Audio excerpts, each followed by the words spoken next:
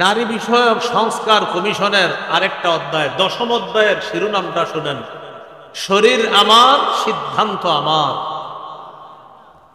কি আমার? কথাটা শুনতে তো সুন্দর, ওনার শরীর, আসলেই তো ওনার শরীর। আমার শরীর, আসলে আমার শরীর। উনি বলবে হুজুর আমার হাত পা আমার যা মন চায় করুন, কথা তো ঠিক। আমি বলবো আমার শরীর, আমার হাত পা আমি যা মন চায় তা করবো। দেখেন কথা কত সুন্দর, কিন্তু ওদের উদ্দেশ্য হলো সূরা আরাফের 54 নম্বর আয়াতকে অস্বীকার করা। সূরা আরাফের 54 নম্বর আয়াতে আল্লাহ বলেন, আলা লাহুল খালকু ওয়াল আমর। শোনো, সাবধান, সৃষ্টি যার, হুকুম তার। সৃষ্টি যার, বিধান তার। সৃষ্টি যার, সিদ্ধান্ত তার। বলেন আমরা কার? চলবো কিভাবে, সিদ্ধান্ত কার? তাহলে আমার শরীর, মা বোনদের শরীর, নারীদের শরীর, এই সৃষ্টি কার? তাহলে সিদ্ধান্ত হবে কার? এটাই সূরা আরাফের 54 নম্বর আয়াতে আল্লাহ বলেন, আলা লাহুল খালকু ওয়াল আমর। শোনো, সৃষ্টি যার, বিধান তার, সিদ্ধান্ত তার, আইন তার। আপনারা বলেন সৃষ্টি কার, বিধান কার, সিদ্ধান্ত কার, হুকুম কার? এখন এটার বিপরীতে হুকুম চাওয়া কাদের স্বভাব? কাফেরদের। কোন সূরা? সূরা ইউনূসের 15 নম্বর আয়াত। যেটা বললাম যে কাফেররা নবীজিকে বলতো, মুহাম্মদ এটার পরিবর্তে আরেকটা কোরআন আনো, অথবা বিধান পাল্টায় দাও এই কোরআনের। নারী বিষয়ক সংস্কার কমিশনের আরেকটা দাবি, আরেকটা অধ্যায়, আমাদের মা বোনরা যে আল্লাহ প্রদত্ত একটা অসুস্থতার সম্মুখীন হয়, এটা নাকি সামাজিক কুপ্রথা, কুসংস্কার। এই সামাজিক কুসংস্কার, এটা নাকি নারীদের এগিয়ে যাওয়ার পথে বাধা। কিসের পথে বাধা? আমাদের বর্তমান সমাজে একটা স্লোগান, নারীরা এগিয়ে যাচ্ছে। বলেন কি হচ্ছে? নারীরা, আপনারা আমার সাথে বলেন, বলেন আসলেই এগিয়ে যাচ্ছে জাহান্নামের দিকে। বলেন সবাই, আমি এক অংশ, বাকি অংশ আপনারা। নারীরা আসলেই এগিয়ে যাচ্ছে কোন দিকে? কথা তো সঠিক, নারীরা এগিয়ে যাচ্ছে। কোথায় এগিয়ে যাওয়া মানে কি জানেন? স্বামীর কথা শুনবে না, বাপের কথা শুনবে না, ভাইয়ের কথা শুনবে না। তো এটা আসনা মানে কোন দিকে যাওয়া? তাহলে নারীরা কি করছে? এগিয়ে যাচ্ছে। নারীরা যখন উন্নতির দিকে যাচ্ছে, এগিয়ে যাচ্ছে কোন দিকে? এটাই তো নবীজি বলছেন, আমি জাহান্নামে উঁকি মেরে দেখলাম, রাআইতু আকসারা আহলিহা আন-নিসা, আমি দেখলাম জাহান্নামে বেশিরভাগ নারী। তাহলে এগিয়ে যাচ্ছে। সামাজিক কুসংস্কার বলছে এটাকে। আপনি একটু মন দিয়ে শুনেন, যাতে আরো 10 জনকে বুঝাইতে পারেন। সামাজিক কুসংস্কার বইলা তাদের উদ্দেশ্য হলো সূরা বাকারার 222 নম্বর আয়াতকে অস্বীকার করা। 222 নম্বর আয়াতকে অস্বীকার করা। সূরা বাকারার 222 নম্বর আয়াতে আল্লাহ বলেন, ইয়াসআলুনাকা আনিল মাহিদ, তারা আপনাকে নারীদের অসুস্থতা সম্পর্কে জিজ্ঞাসা করে। কুল হুয়া আযা, নবী আপনি বলেন এটা হলো অসুস্থতা, এটা হলো একটা অস্বস্তিকর বিষয়, এটা একটা কষ্টদায়ক বিষয়। ফাতাজিলুন নিসা ফিল মাহিদ, হে স্বামীগণ, নারীদের এই অবস্থায়, স্ত্রীদের এই অবস্থায় তোমরা তাদের থেকে দূরে থাকবে। ওয়ালা তাকরাবুহুন্না হাত্তা ইয়াতহুরনা, তারা পবিত্র না হওয়া পর্যন্ত তাদের কাছে যাবে না। ফাইদা তাতাহহারনা ফাতুহুন্না মিন হাইসু আমারাকুমুল্লাহ, যদি তারা পবিত্র হয়ে যায় তাহলে তোমরা তাদের কাছে গমন করবা আল্লাহ যেভাবে তোমাদেরকে আদেশ করেছেন। ইন্নাল্লাহা ইউহিব্বুত তাওয়াবিনা ওয়া ইউহিব্বুল মুতাতাহহিরিন, নিশ্চয়ই আল্লাহ তাওবাকারীদেরকে ভালোবাসেন এবং অধিক পবিত্রতা অর্জনকারীদেরকে আল্লাহ ভালোবাসেন। এখন বলেন তো, আমাদের মা বোনদের এই অসুস্থতাকে সামাজিক কুসংস্কার বলে কোন সূরার কত নম্বর আয়াতের দিকে অস্বীকার করার দিকে? 222 নম্বর আয়াত। এখন বলেন, আল্লাহর কোন বিধানের বিপরীত চাওয়া স্বভাবটা কাদের? কোন সূরায় আছে? সূরা ইউনূসের 15 নম্বর আয়াতে। নারী বিষয়ক সংস্কার কমিশনের আরেকটা অধ্যায়, সেখানে আছে নারী ও জেন্ডার। কি আছে? জেন্ডার বলছে, জেন্ডার। জেন্ডার দ্বারা উদ্দেশ্য ট্রান্সজেন্ডারকে প্রমোট করা। ট্রান্সজেন্ডার কাকে বলে আগে একটু বুঝেন। এই যে আলো জ্বলতেছে, এটাকে কি বলেন আপনারা? বলেন সবাই, লাইট। না আমার কাছে এটা ফ্যান মনে হয়, না না আমার কাছে ফ্যান মনে হইতেছে। আরে বলেন আপনারা কি? না ফ্যান। এটা কি ঘুরতেছে? না এটা লাইট। তাহলে ফ্যান আমার কাছে লাইট মনে হইতেছে, লাইট আমার কাছে ফ্যান মনে হইতেছে। কোন পুরুষ নিজের কাছে যদি নারী মনে হয় আর কোন নারী যদি নিজের পুরুষ মনে হয়, এটাই ট্রান্সজেন্ডার। এটা কি জেন্ডার? হজে উমরায় যারা গেছেন কি দিয়ে, কিন্তু আমার মনে হয় এটা ঠেলা গাড়ি।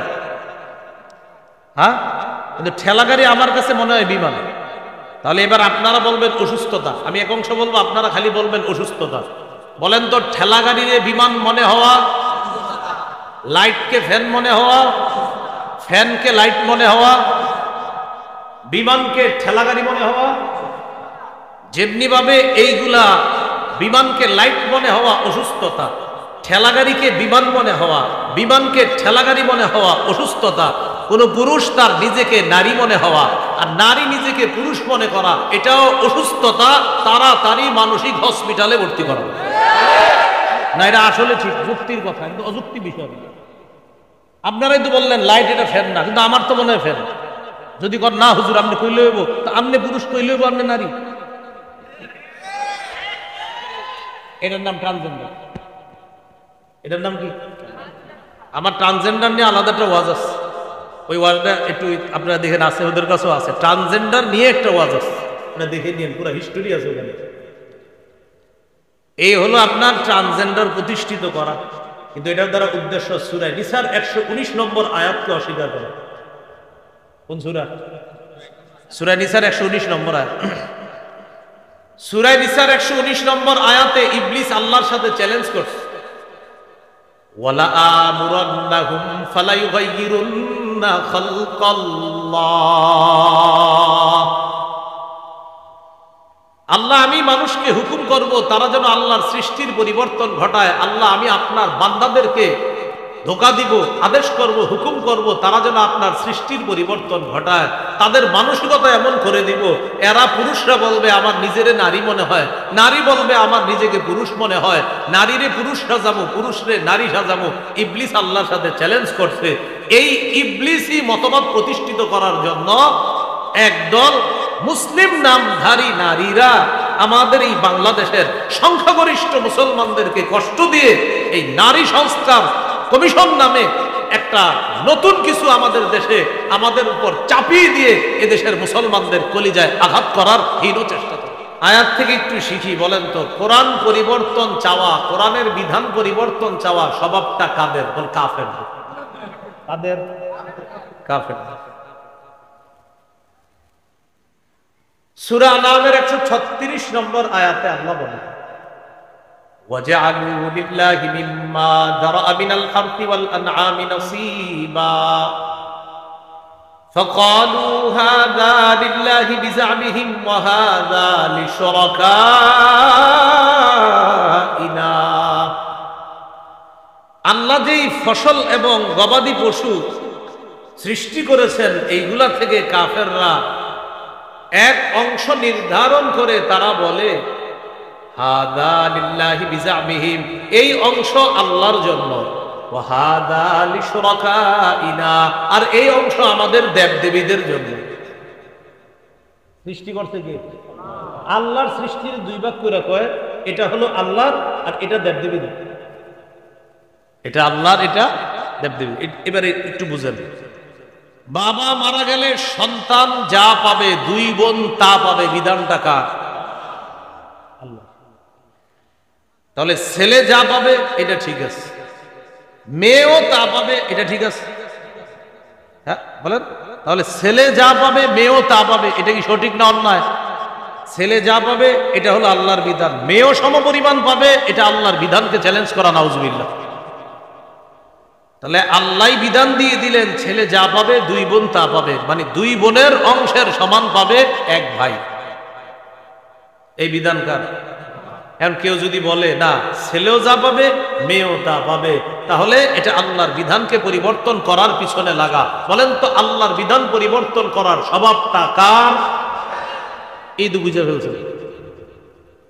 সূরা নিসার 11 নম্বর আয়াতে আল্লাহ বলেন, ইউসিকুমুল্লাহু ফি আওলাদিকুম লিয-যাকারি মিসলু হাযযিল উনসায়াইন। আল্লাহ তোমাদেরকে ওয়াজ করে, উপদেশ দেয়, তোমাদের সন্তানদের ব্যাপারে আল্লাহ বিধান দিচ্ছেন, নিয়ম নীতি আল্লাহ তোমাদেরকে বলে দিচ্ছেন। লিয-যাকারি মিসলু হাযযিল উনসায়াইন, দুই নারীর অংশের সমান পাবে এক পুরুষ, তথা দুই বোন যা পাবে এক ভাই তা পাবে। এই বিধান আল্লাহ। আমাদের দেশে ইসলাম সম্পর্কে অজ্ঞ একদল নারী বিষয়ক সংস্কার কমিশন নামে 318 পৃষ্ঠা ব্যাপী একটা প্রতিবেদন মাননীয় প্রধান উপদেষ্টার কাছে জমা দিচ্ছে। সেই প্রতিবেদনের একটা অধ্যায়ের মধ্যে দাবি করা হয়েছে সম্পত্তিতে নারী পুরুষের সমান অধিকার। তাহলে বলেন তো, এই চাওয়াটা, এই দাবিটা, এটা কি ন্যায় নাকি অন্যায়? এই জন্য আমার সাথে বলেন সমান অধিকার নয়, বলেন ন্যায্য অধিকার চাই। নারীদের সমান অধিকার না ন্যায্য অধিকার? ন্যায্য অধিকার। এই জন্য স্লোগানটা হবে কি? ন্যায্য অধিকার, সমান অধিকার। এটা অন্যায়। ওই নারীরা বলতে পারতো যে নারীদের ন্যায্য অধিকার চাই, কারণ আমাদের দেশে অসংখ্য নারীরা ন্যায্য অধিকারই পায় না। কিন্তু আসল কথা কি জানেন? আসলে অধিকারকে পাইলো না পাইলো এটা ওদের উদ্দেশ্য না, ওদের উদ্দেশ্য কোরআনের বিরোধিতা। নারী বিষয়ক সংস্কার কমিশনের 318 পৃষ্ঠা ব্যাপী ওটার আরেকটা অধ্যায়ের মধ্যে আছে বহু বিবাহ রোধ বা বহু বিবাহ প্রথা বিলুপ্তকরণ। এটার দ্বারা উদ্দেশ্য হলো আল্লাহ তাআলা সক্ষম কোন পুরুষের জন্য, যে ব্যক্তি একাধিক স্ত্রীর মাঝে সমতা বিধান করতে সক্ষম এবং কারো মাঝে সে জুলুম করবে না, অন্যায় করবে না, ইনসাফ প্রতিষ্ঠিত করবে, এমন সক্ষম পুরুষের জন্য 2, 3, 4 জনকে বিবি বানানোর বৈধতা দিয়েছেন কে? এখন এই যে ধারা, অধ্যায়, যে বহু বিবাহ রোধ বা বহু বিবাহ প্রথা বিলুপ্ত, এটার দ্বারা উদ্দেশ্য সূরা নিসার 3 নম্বর আয়াতকে অস্বীকার করে। সূরা নিসার 3 নম্বর আয়াতে আল্লাহ বলেন, ফানকিহু মা তাবা লাকুম মিনান নিসাই মাসনা ওয়া সুলাসা ওয়া রুবা। নারীদের মধ্যে বিয়ের জন্য তোমাদের যাদেরকে পছন্দ হয় তাদের মধ্যে 2, 3, 4 জনকে তোমরা বিয়ে করতে পারবে। এর পরের আয়াতে আল্লাহ বলেন, ফাইন খিফতুম আল্লা তা'দিলু ফাওয়াহিদা, যদি একাধিক স্ত্রীর মাঝে সমতা বিধান করতে সক্ষম না হও তাহলে একজনই ঠিক আছে। তাহলে আল্লাহ তাআলা বলে দিলেন নিয়মটা, সমতা বিধান করতে সক্ষম হইলে একাধিক, না হইলে একজনই ঠিক আছে। এখন বলেন বিবাহ প্রথাটা এটা হলো বৈধ বিধান, এটার বিপরীতে একজন পুরুষ 14 জন নারীর সাথে অবৈধ সম্পর্ক রাখা এটা হলো হারাম। আমাদের ওই নারীরা যদি ওই কমিশনের মধ্যে এরকম একটা অধ্যায় রচনা করত যে একজন পুরুষ বিবাহ বহির্ভূত একাধিক নারীর সাথে সম্পর্ক রাখতে পারবে না, আর একজন নারী বিবাহ বহির্ভূত একাধিক পুরুষের সাথে সম্পর্ক রাখতে পারবে না, এটা যদি তারা দাবি করত তাহলে বুঝতাম তারা নারীর ন্যায্য অধিকার চায়। কিন্তু আপনি দেখেন, খোঁজ দেন, একজন পুরুষ যদি 14 জন নারীর সাথে সম্পর্ক রাখে কোনো সমস্যা নেই, কিন্তু বেটা বৈধ বিয়ে করলে সমস্যা। শুধু কি সমস্যা, কাবিন নামাও দেখাতে হবে। এটা অবশ্য সবাই না, শুধু হুজুর হইল। এই হলো আপনার আরেকটা। তাহলে বলেন বিয়ে করার বৈধতা কার? আর এটার বিরুদ্ধে কোনো আইন চাওয়া, এই স্বভাবটা কাদের? মাশাআল্লাহ, এই তো বুঝছেন। তাহলে ট্রান্সজেন্ডার মতবাদ, বলেন শয়তানি মতবাদ। ট্রান্সজেন্ডার মতবাদ, ট্রান্সজেন্ডার মতবাদ শয়তানি মতবাদ। তাহলে আপনারা এমনি বুঝাই দিবেন, কেউ যদি কখনো বলে ট্রান্সজেন্ডার, যদি আপনার সাথে বন্ধুত্ব হয় এরকম কোন লোকের, বলবেন ভাইয়া ঠিক আছে আপনি ট্রান্সজেন্ডার, আপনার নিজের মহিলা মনে হয়, আচ্ছা আপনার হাতে এটা কি? বলবে ঘড়ি। আপনি বলবেন না, আপনার হাতে এটা আমার কাছে মনে হয় বাঁশ। কথার কথা। আপনি বলবেন এটা সূর্য মনে হয়, হ্যাঁ বলবে হত মিয়া সূর্য তো আকাশ। আপনি বলবেন না আকাশে ওটা ঘড়ি মনে হয়। সামনে নদী থাকলে বলবেন ভাই এটা কি, সে বলবে নদী। আপনি বলবেন না এটা তো আমার কাছে মাঠ মনে হয়। বলবে তুমি কি পাগল, মাঠ কি কখনো নদী হয় আর নদী কি মাঠ হয়? আপনি বলবেন তুমি কি পাগল, পুরুষ কি কখনো নারী হয় আর নারী কি পুরুষ হয়? এই হলো নারী বিষয়ক সংস্কার কমিশনের দাবি। আমি আপনাদেরকে এটা বলা উদ্দেশ্য হলো ওলামায়ে কেরাম যে এই ব্যাপারে প্রতিবাদ করতেছে, প্রতিবাদটা কি জরুরি ছিল কিনা বুঝা বলতেছেন তো জরুরি। তো সামনের দিকে আরো এটাকে গুরুত্ব দিবেন যে হ্যাঁ আলেমদের এই কাজ তো শুধু আলেমদের না, এটা আমাদের সবার, কারণ কোরআন আমাদের সবার। আল্লাহ আমাদেরকে বুঝার তৌফিক দান করেন। সহিহ বুখারীর বর্ণনা 5885 নম্বর হাদিস, লানা রাসূলুল্লাহি সাল্লাল্লাহু আলাইহি ওয়াসাল্লাম আল মুতাশাব্বিহিনা মিনার রিজালি বিন নিসা ওয়াল মুতাশাব্বিহাতি মিনান নিসাই বির রিজাল। যেই পুরুষ নারীর রূপ ধারণ করে আর যেই নারী পুরুষের রূপ ধারণ করে উভয়ের উপর আল্লাহ রাসূলের অভিশাপ। তাহলে বলেন তো ট্রান্সজেন্ডার মতবাদ প্রতিষ্ঠিত করা মানে হলো আমার নবীর অভিশপ্ত একটা মতবাদকে প্রতিষ্ঠিত করা, যে মতবাদকে আমার নবী অভিশাপ দিয়েছেন। এমন অভিশপ্ত কোনো মতবাদ আমরা মুসলমানরা মানতে পারি না, মেনে নিতে পারি না। এটা আমাদের দেশে প্রতিষ্ঠিত হতে দিতে পারি না, আমরা হতে দিব না ইনশাআল্লাহ। 53 বছরের ইতিহাস একদম উল্টে যাবে, তবু মাথায় রাখা বিষয়টা। এই জন্য আমি গত 5-6 মাস আগে বলছিলাম যে আমার কাছে মনে হইতেছে বৃষ্টি থেকে বাঁচার জন্য ঝর্ণার নিচে আইসা দাঁড়ায় আছে। আর থেকে বাঁচার জন্য কোথায় এসে দাঁড়াইছে? বৃষ্টি থেকে দৌড়ে এসে ঝর্ণার নিচে, যেন পানি না পড়ে। ঝর্ণার নিচে আপনি কি পড়বে? এই কথাটা লেখা রেখেন যে এটা কি বুঝাইলো হুজুরে, বৃষ্টি থেকে বাঁচার জন্য ঝর্ণার নিচে। আমার এমনই মনে হইতেছে বৃষ্টির নিচে ছিলাম, এখন আছি ঝর্ণার নিচে, পরিবর্তন হয় নাই, পানি পড়তেছে এখন। আল্লাহ বুঝার তৌফিক দান করেন। নারী বিষয়ক সংস্কার কমিশনের আরেকটা অধ্যায়, সেখানে আছে বিবাহ ও বিবাহ বিচ্ছেদ ক্ষেত্রে স্বামী স্ত্রীর সমান অধিকার, নারী পুরুষের সমান অধিকার। বিবাহ ও বিবাহ বিচ্ছেদ মানে তালাক। এটার দ্বারা উদ্দেশ্য হলো পুরুষ যেমন তালাক দেওয়ার অধিকার রাখে, নারীও তালাক দেওয়ার অধিকার রাখবে। আমার সাথে সবাই বলেন তালাক দেওয়ার অধিকার, বলেন শুধু স্বামীর। বলেন তালাক দেওয়ার অধিকার শুধু স্বামীর।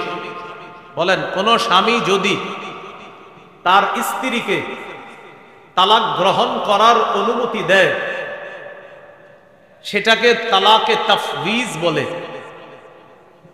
তথা বলেন তথা স্বামীর পক্ষ থেকে স্ত্রীর কাছে ন্যস্ত করা হয়েছে তালাক গ্রহণ করার ক্ষমতা। তাহলে মূল ক্ষমতা কার? স্বামী।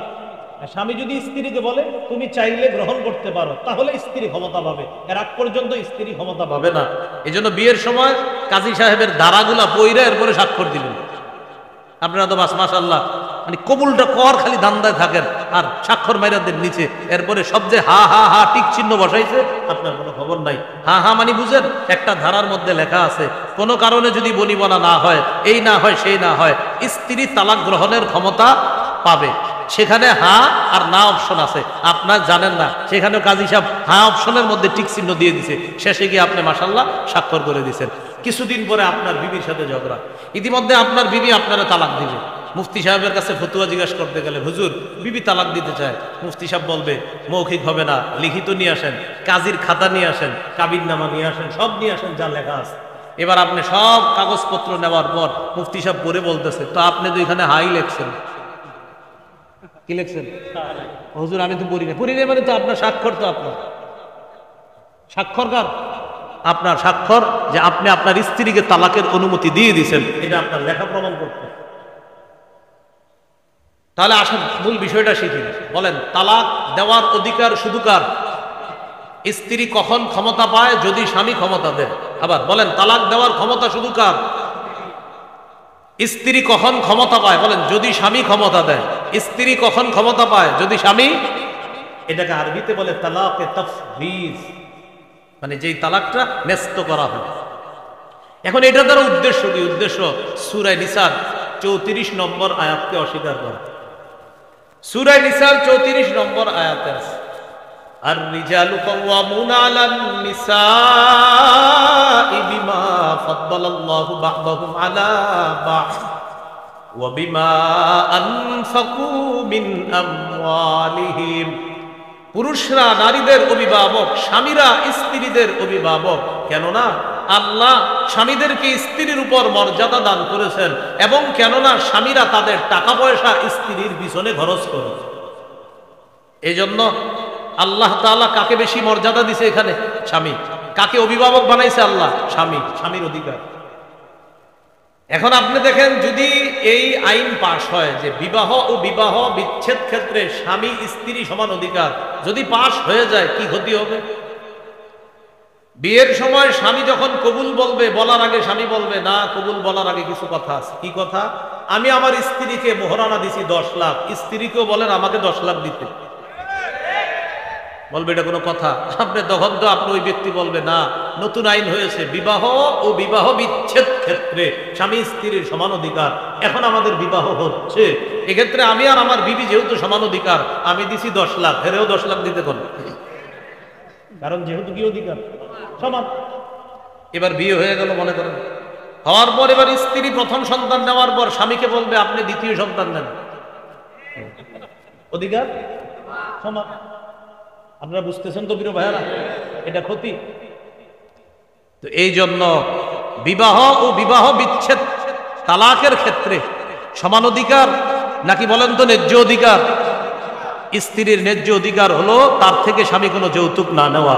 স্ত্রীর ন্যায্য অধিকার হলো স্বামী তার জন্য যথাযথ সবকিছু সম্মানের সাথে দিয়ে তাকে স্ত্রী হিসাবে গড়ে নেওয়া। স্ত্রীর জন্য সম্মানের বিষয় হলো তার জন্য হালাল খাদ্যের ব্যবস্থা করা, হালাল পোশাকের ব্যবস্থা করা, সুন্দর বাসস্থানের ব্যবস্থা করা, স্ত্রীর সুন্দর একটা ভবিষ্যৎ, সুন্দর একটা সোনালী জীবন গড়ে দেওয়ার চেষ্টা করা। এটা স্ত্রীর জন্য ন্যায্য অধিকার। সমান অধিকার যদি প্রতিষ্ঠিত হয় তাহলে ঘরে ঘরে প্রতিনিয়ত ঝগড়া হবে। আমেরিকারা আজকে কোরআনের এই মতবাদ গ্রহণ করার দিকে, যেখানে আমেরিকা মুসলমান হয় না কিন্তু তারাও এখন বুঝতেছে না বাবা ছাড়া সন্তান, মা ছাড়া সন্তান, এটার কোনো ভবিষ্যৎ নাই। এখন তারাও পরিচয় সহ সন্তানের দিকে আগাচ্ছে যখন, তখন আমাদের দেশে সেই পশ্চিমারা তাদের অপসংস্কৃতি দিয়ে আমাদের মুসলমানদেরকে তাদের ওই ভয়ঙ্কর আইনের মধ্যে ঢুকিয়ে দিতে চায়। এরাও কিন্তু এখন বাপের পরিচয় মায়ের পরিচয়ের দিকে আগাইতেছে, না এটা দরকার। আর আমাদের দেশে কি হইতেছে, কয় না বাপ মা না থাক, এই দিকে আগাইতেছে। তাহলে এগিয়ে যাচ্ছে কোন দিকে? এগিয়ে যাচ্ছে হুজুররাই সব উন্নতির পথে বাধা। হ্যাঁ, হুজুররা জাহান্নামের পথে বাধা। এই তো নারী বিষয়ক সংস্কার কমিশনের আরেকটা দাবি, দত্তক শিশুকে গর্ভজাত শিশুর মর্যাদা দেওয়া। আপনি একটা সন্তান পালছেন, পালক পুত্র, মেয়ে পালছেন, পালক মেয়ে। এই পালক পুত্র আর পালক মেয়েকে আপনি গর্ভজাত শিশুর মর্যাদা দিয়ে তার সম্পত্তিতে অধিকার বাড়াবেন, মানে মিরাজ দিবেন তাকেও। মনে রাখবেন, মিরাজ পাবে শুধু গর্ভজাত সন্তান, পালিত সন্তান না, পালিত মেয়ে না। বলতে পারেন হুজুর আমি একটা ছেলে পালছি, মেয়ে পালছি, পরে আমি কিছু সম্পদ দিব, আপনি দেন, সমস্যা নেই, আপনি ইচ্ছা মতো তারা লেখা দেন, আপনার এটা সমস্যা নেই। কিন্তু মিরাজে তারাও সম্পদ পাবে, এই আইন, এটা কোরআনের বিরুদ্ধে আইন। এটার দ্বারা উদ্দেশ্য সূরা আহজাবের 4 নম্বর আয়াতকে অস্বীকার করা। প্রথমে আমার সাথে বলেন, দত্তক শিশু, পালক শিশু কখনো আপন শিশু না। পালক সন্তান কখনো আপন সন্তান না। পালক ছেলে, পালক মেয়ে কখনো গর্ভজাত সন্তান না। সূরা আহজাবের 4 নম্বর আয়াতে আল্লাহ বলেন, ওয়ামা জাআলা আদিয়াকুম আবনাআকুম, তোমাদের ডাক দেওয়া সন্তানদেরকে আল্লাহ গর্ভজাত সন্তান হিসাবে বানান নাই। তোমাদের ডাক দেওয়া সন্তান মানে পালিত সন্তানকে আল্লাহ আবনাআকুম, আসল সন্তান বলে ঘোষণা করেন নাই। পালিত সন্তান পালিত সন্তান, আসল সন্তান আসল সন্তান। তো এদের দাবি হলো, দেখেন এটা বললে কিন্তু আপনার ভিতরে আসবে, বাবা এটা তো একটা মানবিকতার প্রশ্ন, একটা শিশুর অধিকার নারীরা চাচ্ছে, কিন্তু আপনি তো জানেন না এদের উদ্দেশ্য কি। আমি তো বললাম আপনার শিশুরে মন চাইলে আপনি আপনার 10 তলা বাড়ি দিয়ে দেন, সমস্যা নেই, এটা লিখে দেন এই 10 তলা বাড়ি তোমার, কিন্তু উত্তরাধিকারে আপন সন্তানের মতো শিশু সন্তান পালক সন্তান হবে, এটা করা মানে সূরা আহজাবের 4 নম্বর আয়াতকে অস্বীকার করা, যেটা কাফেরদের স্বভাব। বুঝে থাকলে বলেন, পালক সন্তান আপন সন্তান, পালক সন্তান পালক ছেলে মেয়ে আপন ছেলে মেয়ে। সূরা আহজাবের 4 নম্বর আয়াতে আল্লাহ বলছেন, তোমাদের ডাকা ছেলে মেয়েকে আল্লাহ আপন ছেলে মেয়ে সাব্যস্ত করে নাই। যালিকুম কাউলুকুম বিআফওয়াহিকুম, এগুলা তোমাদের মুখের কথা, এটা আমার ছেলে, এটা আমার মেয়ে, এটা তোমাদের মুখের কথা, এটা আপন ছেলে না, আপন মেয়ে। এখন যেটা বলবো আপনাদের মাথায় ঠিক থাকবেন, এটা বলার পরে রাগও হয়ে যেতে পারে, হুজুর কি বলেন, এরকমও হয়, এরকম। নারী বিষয়ক সংস্কার কমিশনের আরেকটা অধ্যায়, যৌন কর্মীদেরকে শ্রম অধিকার আইনে শ্রমিকদের মর্যাদা দেওয়া। মানে যারা এই অশ্লীল কাজ করবে তারা এখন থেকে শ্রমিক, এটার দ্বারা তাদের উদ্দেশ্য আমাদের দেশের নারীদেরকে এই অবৈধ কাজে ব্যাপকভাবে জড়িত করা, এটা হলো তাদের উদ্দেশ্য। তাহলে এটা শ্রমিকের মর্যাদা। আরেকটা উদ্দেশ্য সূরা নূরের 2 নম্বর আয়াতকে অস্বীকার করা। 18 পারা 9 নম্বর পৃষ্ঠা সূরা নূরের 2 নম্বর আয়াতে আল্লাহ বলেন, আয-যানিয়াতু ওয়াজ-যানি ফাজলিদু কুল্লা ওয়াহিদিম মিনহুমা মিআতা জালদা। ব্যভিচারিণী নারী পুরুষ তাদের উভয়কে 100 বেত্রাঘাত করো যদি অবিবাহিত হয়, বিবাহিত হলে তাদেরকে পাথর মারো। ওয়ালা তা'খুযকুম বিহিমা রাফাতুন ফি দীনিল্লাহ ইন কুনতুম তু'মিনুনা বিল্লাহি ওয়াল ইয়াউমিল আখির। তাদেরকে শাস্তি দেওয়ার সময় তোমাদের অন্তরে যেন কোনো মায়ার উদ্রেক না হয়, কোনো দয়া যেন কাজ না করে, যদি তোমরা আল্লাহকে বিশ্বাস করো, আখিরাতকে বিশ্বাস করো। ওয়ালিয়াশহাদ আযাবাহুমা তাইফাতুম মিনাল মুমিনিন। ব্যভিচারিণী নারী পুরুষকে শাস্তি দেওয়ার সময় মুমিনের একটা দল যেন উপস্থিত থাকে। কেন উপস্থিত থাকবে? আল্লাহর বিধানের কত হিকমত দেখেন, কত সুন্দর হিকমত। অন্যরা যখন দেখবে ধর্ষণের শাস্তি হলো মৃত্যুদণ্ড, ধর্ষণের শাস্তি অবিবাহিত হলে তাদের 100 বেত্রাঘাত, তখন হাজারো ধর্ষক ধর্ষণের চিন্তা ছেড়ে দিবে, বাবা ধর্ষণ করলে এই শাস্তি, জিনা করলে এই শাস্তি। আল্লাহর এক বিধান কার্য করে হাজারো অপরাধীরা অপরাধ থেকে ফিরে আসবে। বুঝে ঠিক বললেন, আবার বললেন। 2 নম্বর পারা 6 নম্বর পৃষ্ঠা আল্লাহ তাআলা বলেন, ওয়ালাকুম ফিল কিসাসি হায়াত। কিসাসের মধ্যে তোমাদের জন্য জীবন রয়েছে। ইয়া উলিল আলবাব, হে জ্ঞানীগণ। একটু বুঝেন, চোরের হাত কাটলেন, আল্লাহ বলে এটার মধ্যে তোমাদের জন্য জীবন আছে। একটা মানুষ হত্যা করা হলো পাথর মেরে, কিসাস, তারপর কিসাসের বিধান প্রয়োগ করা হলো। আল্লাহ বলেন এই যে কিসাসের বিধান প্রয়োগ করা হলো, এটার মধ্যে তোমাদের জন্য জীবন আছে। আচ্ছা, আমরা দেখতেছি একটা মানুষ মরছে, আল্লাহ বলে জীবন আছে। আমরা দেখতেছি মারা গেছে, আল্লাহ বলে জীবন আছে। কিভাবে? একজন মানুষের উপর শাস্তি প্রয়োগ করার কারণে হাজারো অপরাধীরা যখন এটা দেখছে, আর আমি আল্লাহর বিধান যখন অন্যরা দেখে, হাজারো অপরাধী অপরাধ থেকে ফিরে আসে, আর হাজারো ঘর বাড়ি চোর আর ডাকাতদের থেকে নিরাপদ হয়ে যায়। তাহলে আমাদের চোখে এক প্রাণ গেল, হাজার প্রাণ বেঁচে গেল। এজন্য আল্লাহ বলেন কিসাসের মধ্যে জীবন আছে।